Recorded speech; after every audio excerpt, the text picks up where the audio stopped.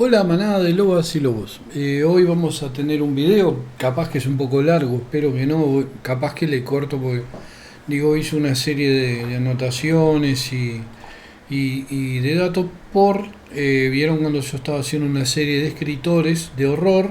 Bueno, vamos a mezclar un poco las cosas porque Lord Dunsany, o sea Edward John Moreton Drax Plunkett, 18º varón de Dunsany, era escritor, no era un escritor de horror, era un escritor de fantasía, pero influencia a Lovecraft. Es una de sus mayores influencias en una época en la cual a la obra de Lovecraft, a esa etapa de la obra de Lovecraft, se le llama Dunsaniana.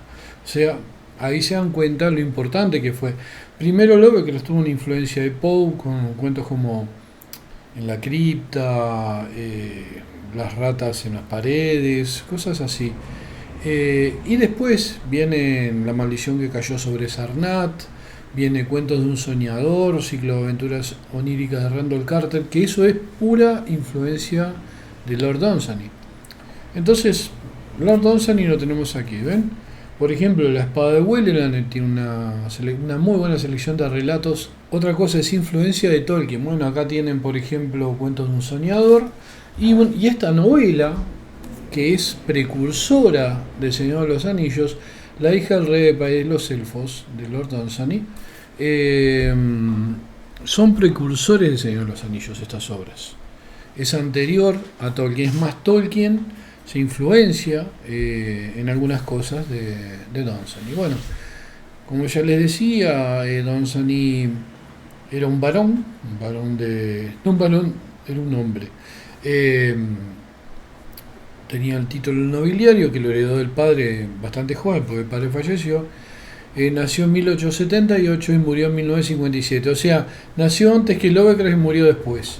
Y murió de una causa re tonta para lo que él, el tipo que era cazador, cazaba jabalí con cuchillo, o sea, peleó en la guerra, peleó en la Primera Guerra Mundial, peleó en la Guerra de los Boers, sobrevivió a todo eso y murió de una apendicitis a los 70 y pico de años.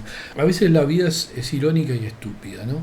O sea, era anglo-irlandés, o sea, él era irlandés, toda su vida aparecieron, escribió más de 90 volúmenes de ficción, ensayo, poesía, obra de teatro y alguna parte del material se publicó póstumamente, o sea, porque él falleció, que la esposa de él fue la que se encarga de seguir publicando la obra de su esposo, ¿no?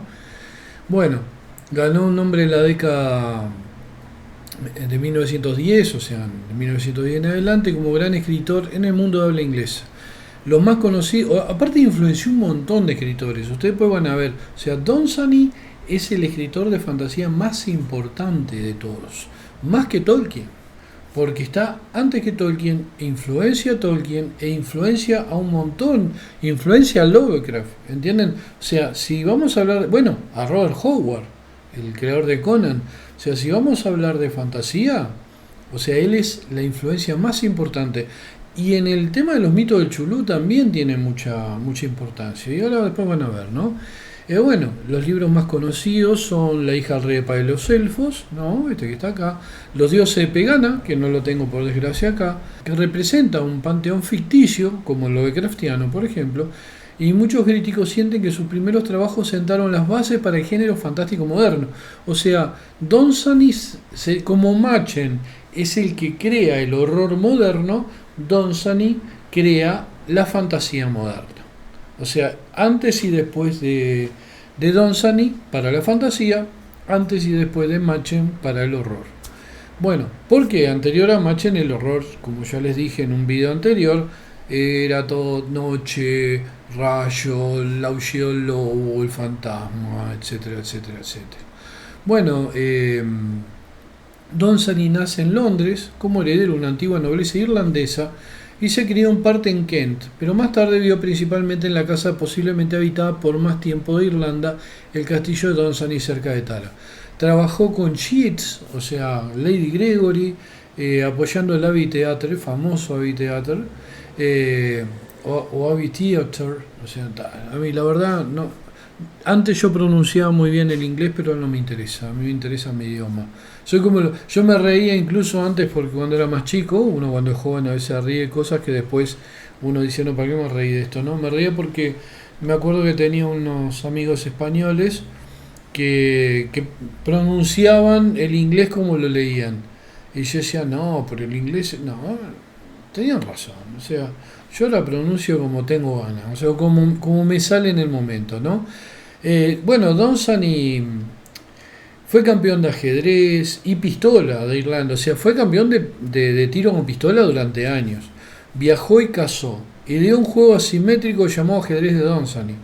Más tarde obtuvo un doctorado honorario del Trinity College Dublin.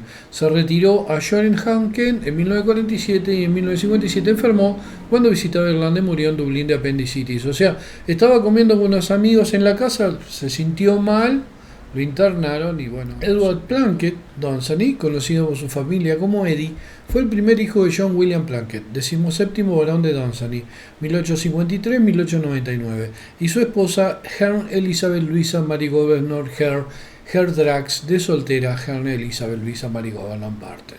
O sea, era una Barton, la madre de Dunsany. ¿Saben quién? De Francis Richard Barton, el que descubre el cauce del río Nilo, un gran explorador británico. Bueno, de una familia históricamente rica y famosa, Lord Dunsany estaba relacionado con muchas figuras irlandesas conocidas. Era pariente del santo católico Oliver Plunkett, el arzobispo mártir de Armagh, cuyo anillo y cabecera de báculo todavía están en manos de la familia Dunsany. También estaba emparentado con el destacado unionista anglo-irlandés y más tarde nacionalista político autónomo Sir Horace Plunkett y George Count Plunkett, conde papal y político republicano, padre Joseph Plunkett, ejecutado por su participación en el levantamiento de 1916. O sea, su madre era prima de Sir Richard Barton, de Francis Richard Barton. Y él heredó de ella una estatura considerable, o sea, Dunsany medía 1,95 m. Bueno, mi padre medía 1,98 m. Yo no salí, pues mi madre era una pigmea, medía unos 55 y mi padre 1,98 m y yo salí 1,77 m, 76. Por ahí ando ahí, 70. Sí, o sea, yo medía 1,78 m y me achiqué. Bueno, la condesa de Fingal, esposa del primo de Dunsany, el conde de Fingal, escribió un relato superventas de la vida de la aristocracia en Irlanda, tipo una especie de Jane Austen, ¿no? A finales del siglo XIX y principios del siglo XX, llamado 70 Years Young. Edward Plunkett creció en las propiedades familiares, en particular Dunstall Prior, en Shoreham, Kent, y Dunsany Castle, en el condado de Meath, pero también en hogares familiares como en Londres. Su educación fue en Jim, Elton College y el Royal Military College Sandhurst, en que ingresó en 1896. O sea, toda la nobleza generalmente iban a un colegio militar en esa época, y cuando iban a la guerra iban como oficiales, no como soldados rasos. El título pasó a él a la muerte de su padre en 1899, a una edad bastante joven. El joven Lord Dunsany regresó al castillo de Dunsany después del servicio de guerra en 1901. En ese año también fue confirmado como elector de los pares representantes de Irlanda en la Cámara de los Lores. En 1903 conoció a Lady Beatrice Chill Villiers, 1880-1970, o sea, ella vivió hasta 1970, él murió en 1957, así que lo sobrevivió un poco más. La hija menor del séptimo conde de Jersey, jefe de la familia de banqueros de Jersey, que entonces vivía en Westerhill Park, nunca una verdulera. Se casaron en 1904. Su único hijo, Randall, nació en 1906. Lady Beatrice apoyó los intereses de Dunsany y lo ayudó mecanografiando sus manuscritos, seleccionando obras para sus colecciones, incluida la colección retrospectiva de cuentos de 1954, y supervisando su patrimonio literario, después de su muerte, obviamente. O sea, Dunsany es de esos pocos casos de que un tipo, no pocos, hay algunos más, pero de que un tipo rico de la nobleza es buen escritor. O sea, que no está acomodado por un apellido, no es un portaapellidos, o sea, fue un innovador y un gran escritor de fantasía, o sea, se lo reconoce como el creador de la fantasía moderna, lo mismo que a Machen como en la parte del horror, ¿no? Bueno, los Dunsany eran socialmente activos en Dublín y Londres y viajaban entre casas en Meath, Londres y Kent, excepto durante la Primera y Segunda Guerra Mundial y la Guerra de Independencia de Irlanda. Dunsany circuló con muchas figuras literarias de la época. A muchos de estos en Irlanda fue presentado por primera vez por su tío, el pionero cooperativo Sir Horace Plunkett, quien también ayudó a administrar su patrimonio e inversiones durante un tiempo. Fue amigo, por ejemplo, de George William Russell, Oliver St. y durante un tiempo de W. B. Yeats. También socializó en ocasiones con George Bernard Shaw y H. G. Wells, que eran dos socialistas, o sea, entiendan, ¿no? Y fue amigo de Rudyard Kipling, el creador del libro La Selva, etc. Pero da curiosidad que un tipo de la nobleza, militar, fuera amigo de George Bernard Shaw y H. G. Wells, que eran dos socialistas británicos, o sea, la ideología de ellos no era la típica de la nobleza británica, sino todo lo contrario. Bueno, Dunsany fue capitán de los Royal Inniskilling Fusiliers en la Primera Guerra Mundial. Sirvió como segundo teniente en la Guardia de Coldstream en la Segunda Guerra de los Boers, en las guerras que hubo en Sudáfrica, ¿no? Como voluntario en la Primera Guerra y nombrado capitán de los Royals, estuvo estacionado durante un tiempo en Ebrington Barracks en Derry. Al enterarse, mientras estaba de permiso de los disturbios en Dublín durante el levantamiento de Pascua del 16, condujo para ofrecer ayuda y resultó herido por una bala alojada en su cráneo. Después de recuperarse, volvió al servicio. Su cinturón militar se perdió en el episodio y luego se usó en el entierro de Michael Collins. O sea, hay algo muy curioso. Yo les voy a contar algo personal también. Hay muchos escritores, creo que hasta Bierce, no recuerdo si Bierce también, que se volvieron grandes escritores después de un disparo en la cabeza o de un golpe grave en el cráneo. Yo les voy a contar algo. Yo no tenía nociones o sea, había escrito un poema cuando tenía 12 años de ciencia ficción y era un lector de ciencia ficción muy fanático, y a los 16 me peleo en la calle con un tipo como de 40, 30 y pico de años. Yo tenía un gurí, o sea, había ido con otro pibe que era muy reo, que era cadete conmigo en una empresa, en una papelería, y nos mandaron a buscar unos refrescos al supermercado. Éramos cadetes los dos. ¿Qué pasa? Nos pasa un camión por una calle que casi nos atropella.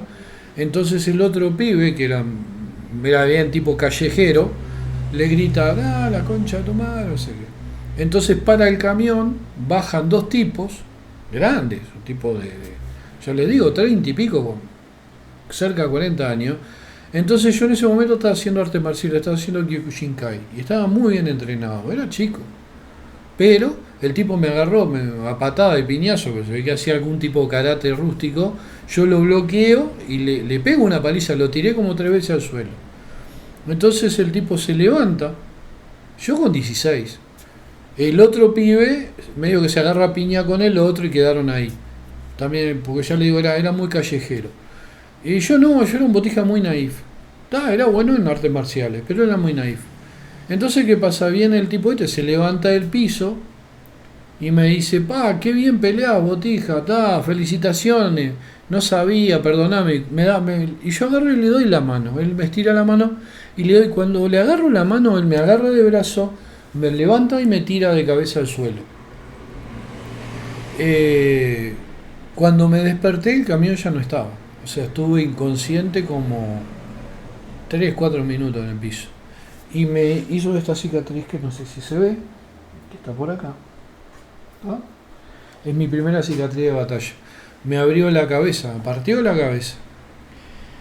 Cuando me llevaron al médico, aparte me bañé en sangre porque los golpes en la cabeza sangran muchísimo. Estaba rojo. Me acuerdo que yo tenía una camisa blanca con una corbatita negra y un vaquero gris, que eran y un pantalón de vestir gris, que eran los pinzados, y unos zapatos, pues andábamos de corbata en la empresa, y la camisa blanca había quedado prácticamente roja.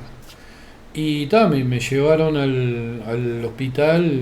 Un hombre muy bien paró un auto y dijo: "Suban, chiquilines, que lo llevo". Nos llevaron al hospital ahí, creo que era el Maciel, pues yo estaba como en shock, no entendía mucho qué estaba pasando. Entonces cuando llego ahí me curan, me tienen un día en observación, me ponen unas grampitas, vieron unos ganchos, unas grampas de metal en la cabeza, en la herida, no me cosieron, pusieron grampas. Y a los días, después que yo me curo, siento la necesidad de empezar a escribir historias. Y empecé, a partir de ahí me hice escritor. Entonces le digo, generalmente es muy curioso que gente que ha recibido un gran golpe o una bala o algo en la cabeza se hacen escritores. Lo vi algún día voy a investigar sobre el tema porque lo vi en un programa de History hace un tiempo y justamente me acordé de lo que me pasó a mí. Y lo iba a mencionar acá, pero al final no lo terminé hablando ahí. Pero lo hablé ahora, lo conté ahora. Bueno, después de recuperarse Dunsany, volvió al servicio militar. El cinturón se perdió en el episodio y luego se usó en el entierro de Michael Collins. Habiéndoselo negado el posicionamiento avanzado en el 16, catalogado como valioso, como entrenador, o sea, no lo quisieron mandar más al frente por el disparo en la cabeza y porque tenía mucha experiencia él como militar, entonces lo usaron como peleó en la guerra de trincheras, pero básicamente después lo retiran, lo ponen de instructor y después lo ponen a escribir propaganda de guerra en el MI7. O sea, hay un libro en el castillo de Dunsany con fotografía de la época de la guerra en la que están marcados los miembros perdidos de su mando. O sea, toda la gente, todos los soldados que murieron, él los tiene todos, tiene fotografías, o sea, él ya no, pero está en el castillo de Dunsany, ¿no? Durante la Guerra de Independencia de Irlanda, Dunsany fue acusado de violar las regulaciones de restauración del orden en Irlanda. Juzgado por un consejo de guerra el 4 de febrero del 21, fue declarado culpable y condenado a pagar una multa de 25 libras o cumplir 3 meses de prisión sin trabajo. O sea, habrá pagado las 25 libras porque le sobraban. Las fuerzas de la corona registraron el castillo de Dunsany y encontraron 2 escopetas de 2 cañones, 2 rifles de torre, 4 pistolas Berry, una pistola automática y una gran cantidad de munición de pistola junto con munición de escopeta y rifle. Algunas armas tenía Lord Dunsany. Bueno, durante la Segunda Guerra Mundial, Dunsany se inscribió en la reserva del ejército irlandés y la Guardia Nacional Británica, las fuerzas de defensa locales de los dos países, y estuvo especialmente activo en Shoreham, que es el pueblo inglés más bombardeado durante la batalla de Gran Bretaña. Después anduvo en el 1919, va a Nueva York, porque la fama había surgido de los prolíficos escritos y lo invitaron. Participó en el Renacimiento literario irlandés, apoyando el revival. Dunsany fue uno de los principales donantes del Abbey Theatre y se volvió en los círculos literarios irlandeses. Conocía muy bien a W. Yeats, quien rara vez actuaba como editor, pero reunió y publicó una selección de Dunsany, Lady Gregory, Percy French, A. Russell, Oliver St. John Hogarty, Patrick Colum, o sea, con quien escribió una obra de teatro, se hizo amigo de Francis Lewis, a quien le dio el uso de su biblioteca. O sea, toda una serie de escritores de la época que de repente no son muy conocidos aquí, pero son conocidos generalmente por los lectores que son mejores lectores que yo. Bueno, Dunsany hizo su primera gira literaria en Estados Unidos en el 19 y más visitas en el 19, en 1919, no ahora.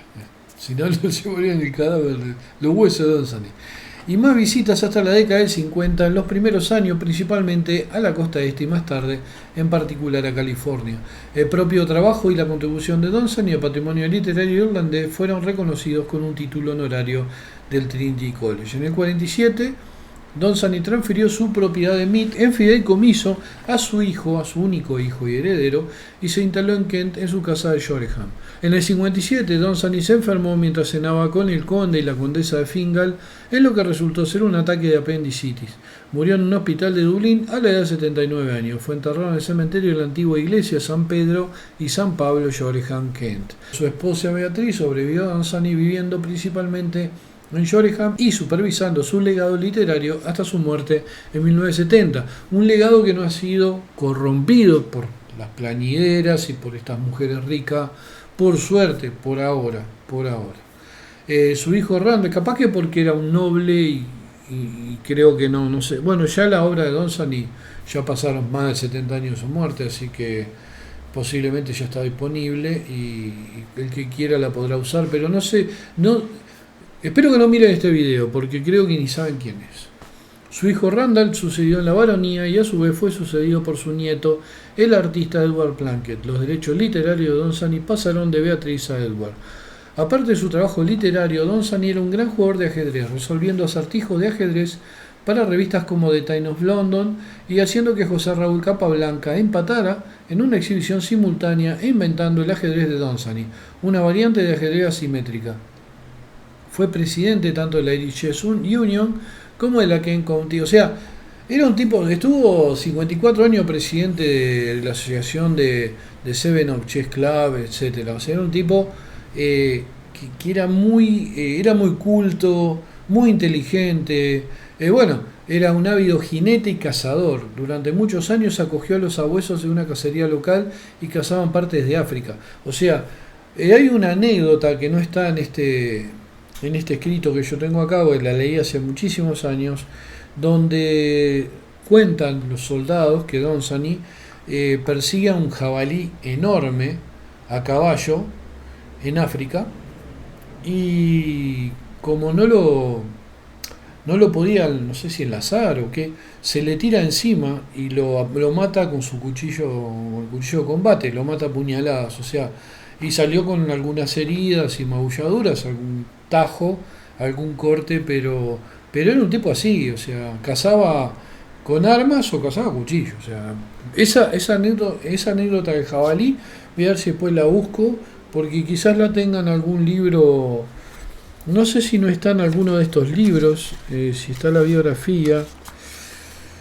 Eh, no, en La hija del rey de país los elfos no está. Y en La espada de Welleran. Estos libros de Adiax se están volviendo amarillos. Las hojas están muy lindos libros.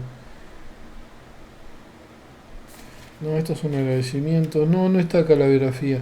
No me acuerdo en dónde la leí. Lo que pasa es que yo también tuve varios libros de Dunsany que no los tengo, me los robaron, me los pidieron prestado y no me los devolvieron. Me los sacaron de la biblioteca, etcétera, etcétera, etcétera. Como tantos libros, ¿no? Bueno, en un tiempo fue campeón de tiro con pistola de Irlanda.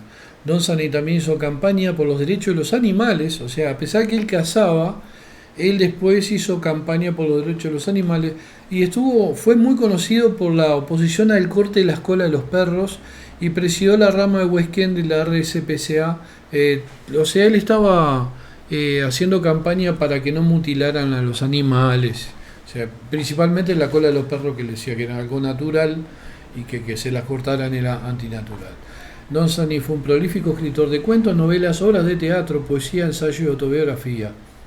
Esto ya lo había mencionado anteriormente. Y los cuentos fantasía más notables de Dunsany aparecieron en colecciones de 1905 a 1919, antes de que la fantasía fuera reconocida como un género distinto. O sea, en el momento que él escribe fantasía, todavía la fantasía no estaba, porque vieron que ahora decía ficción, horror y fantasía. Y yo personalmente, para mí el New Wave es un género que había que separarlo porque es una mezcla de los tres, es otro género. Entonces para mí New Wave es un nuevo género. Ya Cyberpunk, Steampunk, esos son variaciones de la ciencia ficción, son subgéneros, pero New Wave no. Pero, como ven, Dunsany es el precursor de lo que es el género de fantasía. O sea, cuando él lo escribía todavía no era un género. Bueno, las historias de sus dos primeros libros, quizá al comienzo del tercero, estaban ambientadas en un mundo inventado, pegana, con sus propios dioses, historia y geografía. O sea, esto también lo hace Lovecraft después, ¿no? A partir de aquí el nombre de Dunsany está ligado al de Sidney Saint, su artista elegido, que ilustró gran parte de la obra, sobre todo hasta 1922. Por ejemplo, acá hay algunos, no sé si se ven bien, estas son las ilustraciones del ilustrador favorito de Dunsany, que este libro, La espada de Welleran, de esta colección de Adiax, que ya no debe estar ni conseguible, capaz que en alguna librería usado o alguien que se muere y la mujer que no lo soportó mucho le vende la biblioteca en 3 mangos. Yo una vez compré un montón de libros de una mujer que se los había vendido una librería cuando murió el marido y había cosas fantásticas que la tipa le dio lo mismo y se los vendió por 3 pesos. Bueno, después de The Book of Wonder, Dunsany comenzó a escribir obras de teatro, muchas de las cuales tuvieron más éxito en ese momento que sus primeras colecciones de cuentos, mientras continuó escribiendo cuentos. Continuó escribiendo obras de teatro hasta la década del 30, incluida la famosa If, y también algunas producciones de radio.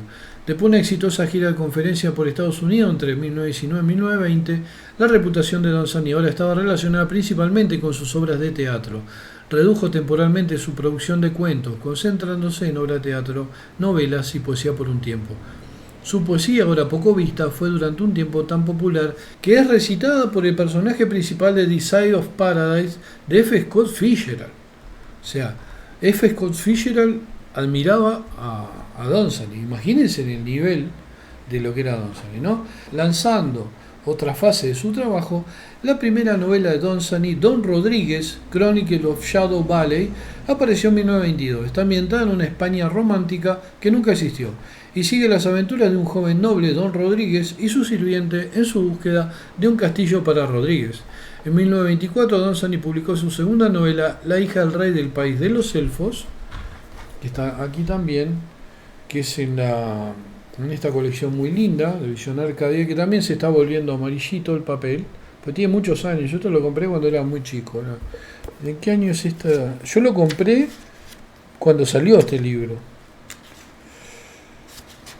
¿De qué año es esta edición? De 1983. Y yo lo compré en 1900, de Teorema. Y yo lo compré, yo creo en el 83, 84, como mucho. Bueno, entre sus personajes más conocidos se encontraba Joseph Jorkins, un narrador. ¿Vieron cómo Blackwood tiene a John Silence? Y Hodgson tiene a Carnacki. Bueno, Donzani tenía a Joseph Jorkins, que era esos personajes medio recurrentes a veces, ¿no? Que es un narrador obeso de mediana edad que frecuentaba el ficticio Billiard Club de Londres y contaba historias fantásticas si alguien le invitaba a un whisky con soda grande. De sus historias estaba claro que Jorkins había viajado por los 7 continentes, era extremadamente ingenioso y estaba bien versado en las culturas del mundo, pero siempre se quedó corto en volverse rico y famoso. Los libros de Jorkins, que se vendieron bien, fueron de los primeros de un tipo que se volvería popular en la escritura de fantasía y ciencia ficción. Cuentos de club muy improbables contados en un club o bar de caballero. O sea, lo hace Angélica Dorodiller en Trafalgar, por ejemplo. Y Juan Ticci creo que también, yo lo leí hace muchísimo, el libro de Lem, creo que también Juan Ticci cuenta historias sobre sus viajes y sus viajes en el tiempo y sus cosas. O sea, son más o menos, tienen ese tipo de historia que es una creación de Donzani también, ¿no? Lo del tipo que se sienta en el bar y empieza a contar una historia y cada historia es un relato, que está muy buena, la idea está bárbara y se le ocurre a este gran escritor. Algunos vieron los hábitos de escritura de Donzani como peculiares. Lady Beatrice dijo, siempre se sentaba con un sombrero viejo y arrugado mientras componía sus cuentos. El sombrero finalmente fue robado por un visitante del castillo de Donzani.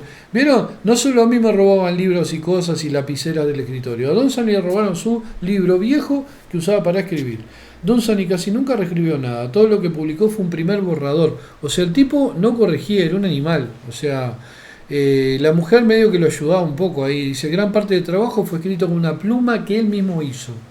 Lady Beatriz, un maniático, como muchos escritores son maniáticos.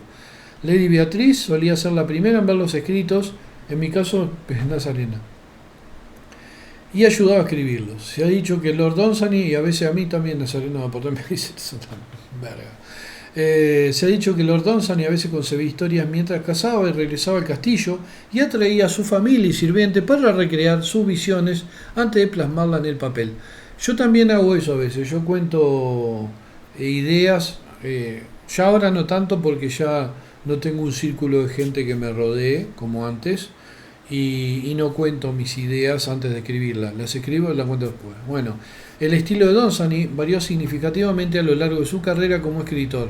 El destacado erudito de Donzani, S.T. Joshi, que también es de Lovecraft, ha descrito estos cambios como Donzani avanzando después de sentir que había agotado el potencial de un estilo medio. O sea, cuando Donzani consideraba que el estilo de lo que estaba haciendo estaba agotado, cambiaba, evolucionaba a otro estilo diferente.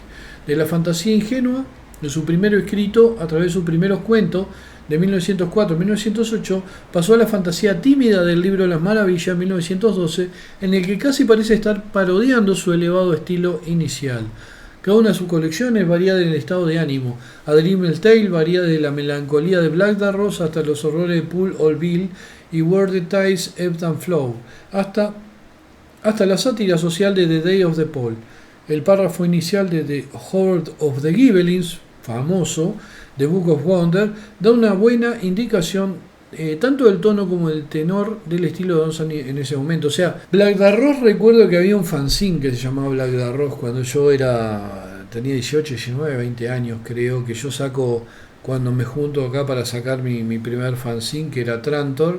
Estaba Black Darrows, que era un fanzine que yo tenía unas ganas bárbaras de publicar porque estaba haciendo fantasía, pero nunca le mandé nada. O sea, no me acuerdo si era de España o de Argentina. Hace muchísimo, pero bueno, yo tenía, ya les digo, 20 años, como mucho. Los Gibelins, estos personajes, estas cosas, comen, como es bien sabido, humanos. Su torre malvada está unida a Terra Cógnita, a las tierras que conocemos por un puente. Su tesoro está más allá de la razón. La avaricia no le sirve de nada. Tiene una bodega separada para esmeraldas y una bodega separada para zafiros. Han llenado un hoyo con oro y los cavan, son como los nivelungos, ¿no? Se llaman Gibelins, nivelungos, andan ahí. Hay mucha influencia en los escritores de fantasía británico, tanto en Tolkien como en Don Sani, de los mitos nórdicos. Y el único uso que se le conoce a su ridícula riqueza es el de atraer a su despensa un suministro continuo de alimentos, o sea, de persona.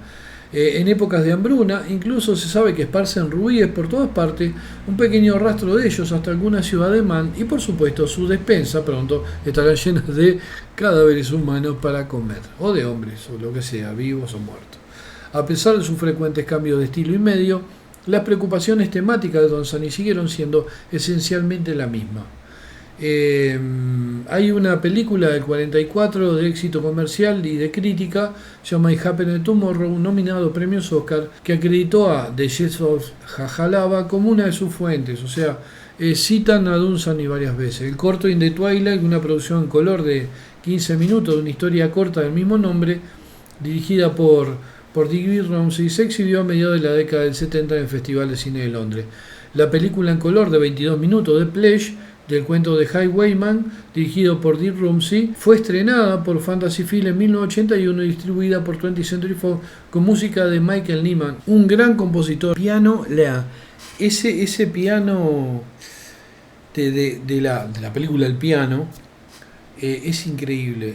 También está la composición de Gattaca, en El cocinero, el ladrón, su mujer y su amante, y en Ravenous, la película sobre Wendigo. En Gattaca y El Piano es impresionante. En El Piano está si llegan a ver El Piano de vuelta con Holly Hunter, van a ver lo que es la banda de sonido de Michael Nyman, ¿no?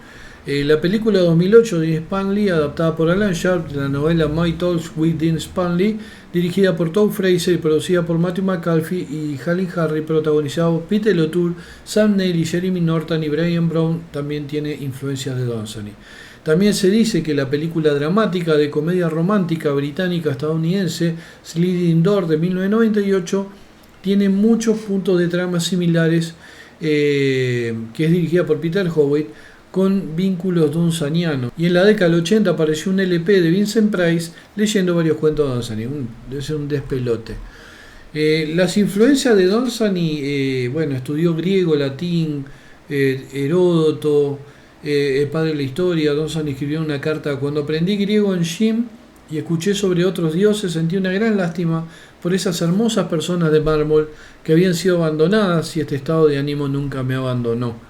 La biblioteca del Castillo Don Sani tenía una amplia colección que databa de siglos atrás y comprendía muchas obras clásicas, desde las primeras enciclopedias hasta los registros parlamentarios, obras griegas y latinas y libros ilustrados victorianos. La historia de su padre sobre el antiguo Egipto lo influenció también. O sea, él tiene mucha influencia de todo ese, y él cuando crea hace toda una especie de cosmogonía que viene de esas influencias. O sea, le afectaron de niño los cuentos de hadas de los hermanos Grimm y Hans Christian Andersen, y la obra obviamente de Edgar Allan Poe, que también tiene alguna influencia, tiene algunos toques de terror. En Cuentos de un soñador se pueden encontrar en en Días de Ocio en el País de Jan tiene ahí hay un elementito que está bueno. Bueno, leyó a Kipling y toda la obra ambientada en la India. The Darling of the Gods, una obra de teatro escrita por David Velasco y John Luther Long, presenta una versión fantástica e imaginaria de Japón que afectó poderosamente a Dunsany y puede ser un modelo para sus propios reinos imaginarios, ¿no? El Shan y todo eso, del río Shan. Algernon Charles Swinburne, el gran Swinburne, quien escribió La línea del tiempo y los dioses, están en conflicto en su poema de 1866, Himno a Proserpina. O sea, Dunsany luego se dio cuenta de que esta era su influencia inconsciente para el título del tiempo y los dioses. Los romances heroicos de William Morris, ambientados en tierra imaginaria de la creación del autor, la afectaron como el pozo del fin del mundo. La novela de Dunsany del 22, Don Rodríguez, crónica de Shadow Valley, supuestamente se basa abiertamente en el Quijote de Cervantes, ¿no?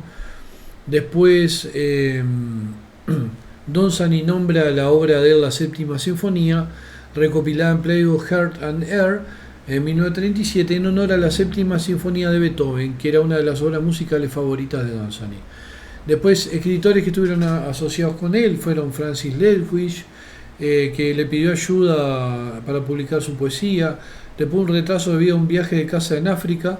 Dunsany lo invitó a su casa y a partir de entonces se encontraron y mantuvieron correspondencia regularmente. Ledwidge se mantuvo en contacto con Dunsany a través de la guerra enviándole poemas. Murió en la batalla de Passchendaele en 1917. Incluso cuando circulaba su segunda colección de poesía, también seleccionada por Dunsany. Más tarde Dunsany hizo arreglos para que apareciera una tercera colección y más tarde aún una primera edición recopilada. William Butler Yeats seleccionó y editó una colección de la obra de Dunsany. Lady Wentworth, una poeta que escribía en estilo clásico, recibió el apoyo de Dunsany. Bueno, acá tenemos los escritores que influenció Dunsany, y estos son los más importantes, ¿no? H.P. Lovecraft quedó muy impresionado por Dunsany después de verlo en una gira de conferencia por los Estados Unidos. O sea, Lovecraft quería ser Dunsany, o sea, quería ser un tipo de la nobleza británica, etcétera. Digo algo que nunca pudo porque siempre vivió con un pie en la pobreza y con otro ahí en una especie de frontera con la pseudo aristocracia. Y bueno, sus historias del ciclo de los sueños, lo que les comentaba al principio, ¿no? Del ciclo de aventura onírica de Randall Carter, de la maldición que cayó sobre Sarnath, la oscura pseudohistoria de cómo surgió el universo y su diosa Satot, muestran claramente la influencia de Dunsany. O sea, Satot está influenciado en Dunsany. Una vez escribió Lovecraft, ¿no? Están mis piezas de Poe y mis piezas de Dunsany. Pero por desgracia, ¿dónde están mis piezas de Lovecraft? Y bueno, esas piezas vinieron después con los mitos de Chulú. Robert Howard colocó a Dunsany en una lista de sus poetas favoritos en una carta de 1932 a Lovecraft. Howard, el escritor de Conan, ¿no? Clark Aston Smith, el gran Clark Aston Smith, que era uno de los tres mosqueteros de Weird Tale, con Howard, acá están los tres mosqueteros, ¿no? Robert Howard, Clark Aston Smith y Lovecraft, ellos tres. Era fanático del trabajo de Dunsany, Clark Aston Smith, que tuvo cierta influencia en su historia de fantasía. O sea, la obra de fantasía de Clark Aston Smith está increíble y se nota la influencia de Dunsany. Después Tolkien, según, miren, acá está lo que les decía hoy. J.R.R. Tolkien, según el informe de John D. Rutherford, le regaló a Clay S. Kilby una copia del libro de las maravillas como preparación para su papel auxiliar en la compilación y desarrollo de El Silmarillion en la década del 60. O sea, Tolkien le regala una copia del libro de maravillas de Dunsany al que estaba preparando el Silmarillion, ¿no? O sea, para la compilación, etc. Las cartas de Tolkien y las notas divulgadas hacían alusiones a dos historias que se encuentran en el volumen, Chuba and Shemis y The Augustine Tale of Tangovir of Cheweller. Dale Nelson ha argumentado en Tolkien Studios que Tolkien puede haberse inspirado en otro de los cuentos de Book of Wonder, el que hablábamos hoy, de Horror of the Gibelins, mientras escribía un poema de Meulips incluido en las aventuras de Tom Bombadil. Todos los que hablan de fantasía, todos estos canales súper fantabulosos, dicen como que él es el maestro y de ahí para adelante. No, es Dunsany.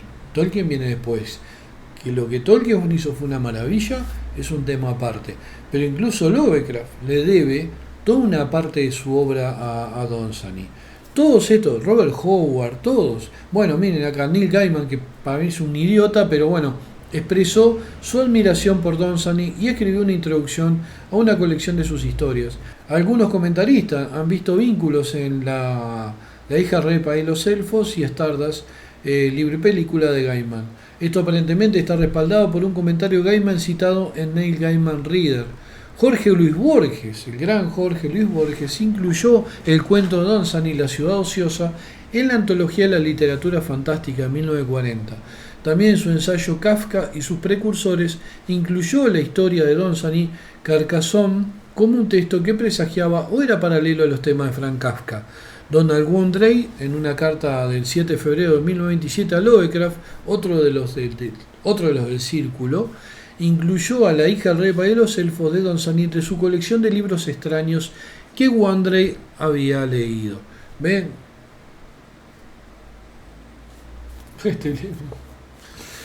Yo tengo el libro que tenían todos ellos.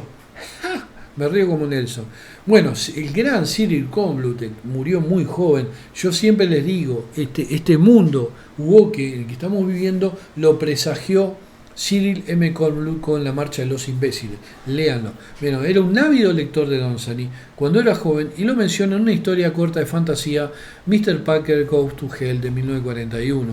Arthur Clarke, obviamente el escritor que trabajó con Kubrick en el 2001, o sea, el creador de 2001, la parte literaria, la obra literaria, disfrutó del trabajo de Dunsany y mantuvo correspondencia con él entre 1944 y 1956. Las cartas se recopilan en Arthur C. Clarke and Lord Dunsany, a Correspondence. Clarke también editó y permitió el uso de un ensayo temprano como introducción a un volumen de Colette Jorgen. El ensayo reconoce el vínculo entre Jorgen y Tal Front de White Hart. Manly Wade Wellman, el escritorazo conocido, estimaba la ficción de Dunsany y la reconocía como influencia. Margaret St. Clair, otra escritora de fantasía muy conocida de la época, era admiradora del trabajo de Dunsany. Su historia, El hombre que vendió cuerdas a los Knolls, de 1951, es una secuela de cómo Nut habría practicado su arte sobre los Knolls de Dunsany. Evangeline Walton, también conocida escritora, declaró en una entrevista que Dunsany la inspiró a escribir fantasía. Jack Vance, el gran Jack Vance de las series de los Señores de Dragones, etc., era un gran lector de la obra de Dunsany cuando era niño. Y tienen Señor de Dragones y todo eso, y El último castillo tienen influencia de Dunsany. Michael Moorcock, escritor de Elric de Melniboné, de fantasía, fue influenciado por Dunsany. O sea, ¿quién no? ¿Quién no? Peter S. Beagle, el que escribió El último unicornio, es un muy lindo libro, hicieron un anime que respetó bastante el libro, cita a Dunsany como una influencia y escribió una introducción a una de las ediciones de reimpresiones recientes. Gene Wolfe, el capo Gene Wolfe, el creador de la serie El Nuevo Sol, el de la obra de arte que es la quinta cabeza de Cerbero, usó un poema de Dunsany para abrir su obra de 2004, El Caballero. Úrsula Le Guin, bueno, la gran Úrsula Le Guin, todos grandes, ¿vieron? Todos, acá son todos grandes. En un ensayo sobre el estilo de la fantasía, me la mató acá, es un inglés de mierda. From Elfland to Poughkeepsie, llamó a Dunsany el primer destino terrible que aguarda a los principiantes incautos en la fantasía. O sea, Úrsula Le Guin, ¿no? En alusión a una práctica común entre los escritores jóvenes de esa época, ¿no? Para intentar escribir el estilo de Lord Dunsany. Todos los que escribían, yo también lo traté de imitar, fracasé de una manera rotunda cuando era más pibe, ¿no? Bueno, vamos a concluir con lo que Lovecraft dijo de Dunsany en su horror sobrenatural en la literatura, o sea, insuperable en el embrujo de la prosa cristalina y cantarina. Acá Lovecraft se pone como tipo poético, quedó como loco con Dunsany Lovecraft. Y supremo en la creación de un mundo espléndido y lánguido, poblado de exóticas visiones iridiscentes, es Edward John Moreton tras Plunkett, yo lo conocía a Dunsany por Lovecraft, por este libro. 18º Barón Dunsany, cuyos cuentos y piezas teatrales breves constituyen un ingrediente casi único en nuestra literatura. Inventor de una nueva mitología y una urdimbre de sorprendente folclore, Lord Dunsany se ha consagrado a un extraño mundo de fantástica belleza y está empeñado en una guerra incesante contra la tosquedad y la fealdad de la realidad diurna. Su punto de vista, porque Lovecraft odiaba el día, él paseaba de noche, le encantaba. Si él lo invitaba a un amigo, a una ciudad o algo, él siempre salía a pasear de noche, conocer los cementerios, era Lovecraft. Bueno, su punto de vista es el más auténticamente cósmico de cuantos ha mantenido la literatura en cualquier época. Basado en la prosa de la Biblia del rey Jacobo, este autor recurre con tremenda eficacia a casi todo el conjunto de mitos y leyendas del círculo de culturas europeas, produciendo un ciclo fantástico compuesto o ecléctico en el que el colorido oriental, la forma helénica, el pesimismo teutónico y la melancolía celta se mezclan tan magníficamente que cada una sostiene y complementa a las demás sin sacrificar su perfecta congruencia y homogeneidad. En la mayoría de los casos, los países de Dunsany son fabulosos, más allá de Oriente o en los confines del mundo. Su original sistema de nombrar personas y lugares con raíces extraídas de fuentes clásicas, orientales y otra procedencia, lo que habíamos hablado antes, ¿no? Lovecraft lo menciona aquí, es una maravilla de inventiva, versátil y de buen gusto poético, como puede comprobarse en muestras como Archimenes, Bedmora, Poltarnes, Camorac, Iluriel o Sardatrión. O sea, ¿vieron Iluriel? ¿Vieron estos nombres que son muy también tolkienianos? Bueno, por eso le digo que Tolkien absorbió mucho de Dunsany. Es más, todos. Insisto, el creador de la fantasía moderna es este señor, Lord Dunsany. La belleza, más que el terror, es la piedra angular de la obra de Dunsany. Le encanta el verde intenso del jade y de las cúpulas de cobre y el delicado arrebol del crepúsculo en los minaretes de marfil de imposibles ciudades de ensueño. El humor y la ironía también están presentes a menudo para impartir un amable cinismo y modificar lo que, por lo demás, posee una intensidad ingenua. No obstante, como es inevitable en un maestro de la irrealidad jubilosa, hay ocasiones, pinceladas de pánico cósmico que encajan perfectamente en la tradición auténtica. A Dunsany le gusta hacer alusión astuta y hábilmente a criaturas monstruosas y destinos increíbles como ocurre en los cuentos de hadas. En The Book of Wonder nos habla de Ho-Lo, el gigantesco ídolo araña que no siempre se queda en casa, de lo que la esfinge temía en el bosque, de Slit, el ladrón, que salta por encima de los confines del mundo al ver encenderse una luz y saber quién la encendió, de los gibelinos antropófagos que habitan una torre maligna y guardan un tesoro, de los gnolos que viven en el bosque a los que más vale no robar, de la ciudad de nunca jamás y los ojos que vigilan en los abismos inferiores y de similares criaturas de las tinieblas. A Dreamer's Tales habla del misterio que arrojó el desierto a todos los hombres de Bedmora, de la enorme puerta de Perdondaris, que fue tallada de una sola pieza de marfil, y del viaje del bueno de Bill. O sea, hay una parte en Días de Ocio del País de Jan donde muestran, creo que justamente una puerta gigantesca que está tallada en una pieza de marfil de un monstruo que es inconmensurable. O sea, que obviamente murió o lo mataron. Pero está increíble. Y del bueno de Bill, cuyo capitán maldijo a la tripulación e hizo escala en unas islas de aspecto peligroso, recién salidas del mar, con chozas bajas de techo de paja que tenían horribles ventanas oscuras. Muchas de las piezas teatrales breves de Dunsany están llenas de miedo espectral. En The Ghost of the Mountain, 7 mendigos se hacen pasar por los 7 ídolos verdes de una colina remota y disfrutan de comodidades y honores en una ciudad que les rinde culto hasta que se enteran de que los verdaderos ídolos han desaparecido de sus pedestales habituales. Les comunican que al anochecer vieron algo desagradable. Las piedras no deberían caminar de noche. Y finalmente, mientras esperan sentados la llegada de una compañía de danza, advierten que los pasos de los que se acercan son más pesados de lo que deberían ser los danzantes competentes. Luego pasan varias cosas y al final los presuntuosos blasfemadores son convertidos en estatuas de jade verde por las mismas estatuas ambulantes cuyo carácter sagrado ellos habían ultrajado. Pero el argumento es lo que menos mérito tiene en esta obra maravillosamente efectiva. Los incidentes y su evolución son de una maestría suprema, de modo que el conjunto constituye una de las contribuciones más importantes de la época actual, no solo al teatro, sino a la literatura en general. A Night at an Inn teatro de 4 ladrones que han robado el ojo de Esmeralda de Klesh, un monstruoso dios hindú. Atraen a su habitación a los 3 sacerdotes que les persiguen para vengar el robo y consiguen matarlos, pero por la noche llega Klesh buscando a tientas su ojo, y después de recuperarlo y marcharse, hace salir a la oscuridad a cada uno de los expoliadores para darles un castigo innominado. En The Laughter of the Gods hay una ciudad maldita al borde de la jungla y un tañedor de laúd fantasmal al que solo oyen los que van a morir.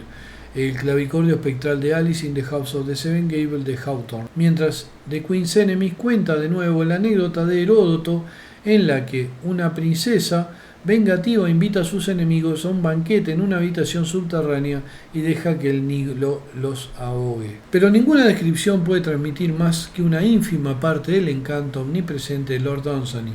Sus ciudades prismáticas y sus ritos inauditos están trazados con una firmeza que solo la maestría puede suscitar y nos estremecen dándonos la sensación de que participamos realmente en sus misterios secretos. Dunsany es un talismán y una llave que abre a los verdaderamente imaginativos magníficas reservas de ensueños y recuerdos fragmentarios hasta el punto de que podemos considerarlo no solamente un poeta, sino alguien que hace también un poeta de cada lector. Esto fue lo que escribió Howard Philip Lovecraft sobre Lord Dunsany. O sea, ¿cómo explicarles? Quizás no trascendió tanto a la fama Dunsany porque la obra de Tolkien tuvo otra repercusión, porque ya existía el género de la fantasía cuando Tolkien escribe esa obra, un género que cuando Dunsany escribía todavía no existía. Entonces, pasaron varias cosas aparte. También hay un tema de que la obra de Tolkien fue muy apoyada por la iglesia cristiana, porque hay todo un dejo de cristianismo, y aparte que Tolkien era un tipo muy cristiano, o sea, tuvo un montón de cosas a favor Tolkien que de repente no las tuvo Dunsany, porque Dunsany era un poco más pagano, le gustaba lo oriental, o sea, tenía un montón de particularidades que no le gustaban a determinados círculos. Y al margen de eso, igual también era de la nobleza británica, pero era irlandés, entonces, o sea, es muy complicado. Pero ya les digo, si no lo conocían, él es el precursor de la fantasía. O sea, no solo de la fantasía moderna, él es el creador del género de la fantasía involuntario, como Lovecraft fue el creador del Weird involuntario, y como Machen crea el género del horror moderno, involuntariamente también. O sea, ninguno de ellos se sentó y dice voy a crear el género de... No, ellos lo que hicieron fue escribir una forma literaria completamente nueva, completamente vanguardista para la época, y que fue tan importante y tan genial que dejó una secuela enorme, y que a su vez esa antorcha que ellos encendieron fue tomada por Tolkien, por gente como China Miéville en el caso de Lovecraft, en el caso de, bueno, la gente del círculo no vamos a hablar, ¿no? Porque estaban con él en ese momento. Yo estoy hablando de los que crearon un género nuevo o explotaron un género. En Machen, un montón de grandes escritores de horror tomaron Lovecraft entre ellos también, tomaron la antorcha de ese horror moderno. La verdad que bueno, hacía tiempo que quería hacer algo sobre Dunsany, y creo que con esto he cumplido con mi manada de lobos, de mis lobos cazadores, de un gran cazador también, como Lord Dunsany. Bueno, se terminó acá el video, un poco largo capaz, pero bueno, creo que tiene bastante contenido, y que las plañideras no lo van a poder anunciar porque nunca les he mencionado más allá de un par de veces. Y como plañideras, o sea, ni siquiera tienen forma de identificarse aquí. No valen ni para eso.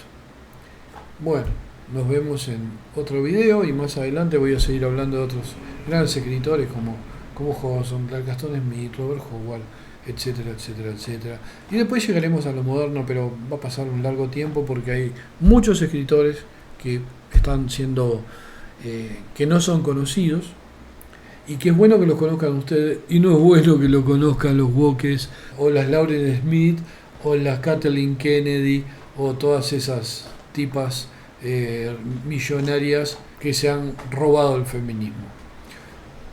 Dazo y Aña.